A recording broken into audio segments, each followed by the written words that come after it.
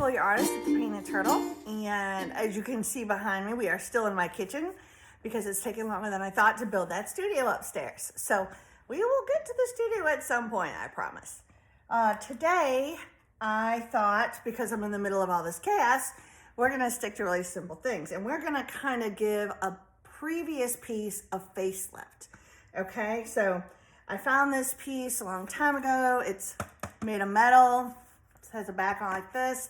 I thought it was super cute. I know it looks backwards to you. I don't know how to deal with that. But see, so I thought I'd paint it with this watercolor. It's like a light watercolor. Keep it really soft, since when I think of gardening, I think of super fun. And so this is feminine, but it has no fun, so to me.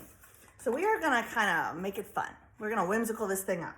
First, I'm learning this, guys. I'm supposed to tell you what I'm using. So I'm gonna be using, it's called Fly Sea Acrylic Painter, and I'm gonna put this in the description. Also, please subscribe to my channel if you like what you see. I'm supposed to say that too. But Fly Sea Acrylic Painter, these are really good with glass, metal, and anything that's just not paper. I have found that they don't really work well with paper. Now, the Poscas work great with paper. I don't really know how they're gonna do with metal, but we're gonna see. And I use one other thing, and it is Overseas Paint. This seems to also do really good with glass, really good with metals, ceramics, but not that great with paper, once again. So maybe it's me. I could be doing something wrong, I don't know. But I'm gonna turn the camera, and we're gonna actually start with a pen. Now, when I use pen, I'll tell you how I'm gonna seal it. Whenever I use pen, I love a pen accent. I call it scratch.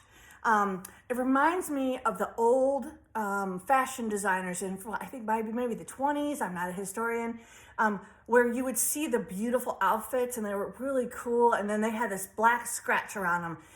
They didn't take away the roughness of the sketch, and I love that. I don't know why, it's just in my soul, I love it.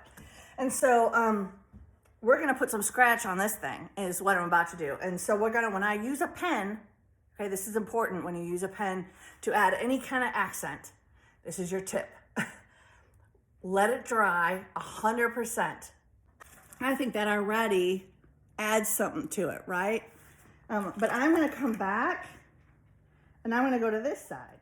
Okay, but I don't know if I wanna do the whole R either. So let's just do the head of the R, right? It's hard to figure out how you guys can see. You know how to make X's though. That's what we're doing. We're making plaid. We're just making some plaid. We're just making some plaid. See, we have a plaid R. We have a plaid bottom for the G. Okay? And then I think I'm gonna put, now that I'm seeing this, sometimes I don't see it until it's there. So I really like this little R piece. I like this. I think I'm gonna add plaid here and here. So I'm gonna follow through, by the grace of God, that is how creativity works, right?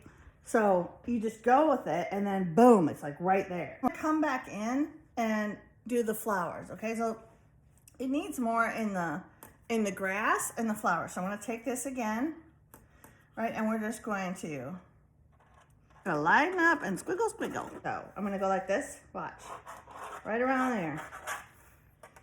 And it's okay if it gets in the yellow. So, look at the difference already. We're not done, right? We're not done, but see this kind of drives me crazy, even though I keep telling myself it's not perfect, right? So I'll put a sand over that, but I like this so far. This, and it's got big ones, look at these. Woo! Now, once again, I like my squares, right? I like my polka dots kind of even. I know it's weird, but I do. So is the way it is. So I'm gonna polka dot these letters. Now these Art Deco markers, they like to be a little loosey-goosey, and they can get a lot that comes out. So you wanna be careful with that. I am gonna I thought maybe, let's test this out. Okay, this is what I'm thinking. Can you see this? All right, we'll turn it over. So this is the plan with those dots. Okay, so when I did a dot, Make that larger so you can really see it. See it? So this is the plan for those. And then the decision is, I don't know if I want to do these markers or not. We might do the pen. The decision is, I really want to use this color because it adds, it matches, and it'll bring it all together. Symmetry and flow is very, to me, important because it's appealing to the eye. It's fun, but it's still together. That's gonna turn out super cute. Look. See how we're doing that? And then I'm gonna come back in once this is completely dry, and I'm gonna take this color and I'm gonna dot inside the light pink. So I'm gonna look at this for a little while longer. We got our scratch inside, all of that. See all the scratch and all the detail, right? All the, just scratching it out. Okay, so I wanna show you my decision on this right here. See how that is? So I had finally decided I like the rings, I like this, I like the circle-y things, but it just needed something to make it pop. Now, I could have just went in and did, it's still very scratchy and kind of loose because that's the style I'm working with, but I could have just went in and filled that marker area up. That's not what I want to do. So if you can see in there, I'll show you how I'm doing it and not make you go through the whole thing with me, but you see inside of there, it's scratchy. So when I fill these in, I don't want to fill in the entire thing like I'm coloring in something solid, okay? So the first thing I need to do is scratch first. So I'm going every other one right here. So I'm gonna scratch these, you know, every other one, and then I'm gonna go back over and just put the black marker in. Okay, well there's our whimsical garden sign. It went from blah to tra-la-la. I like it. I like it. I like it. So I hope you had fun. I hope you find a piece that you can add a little pizzazz to,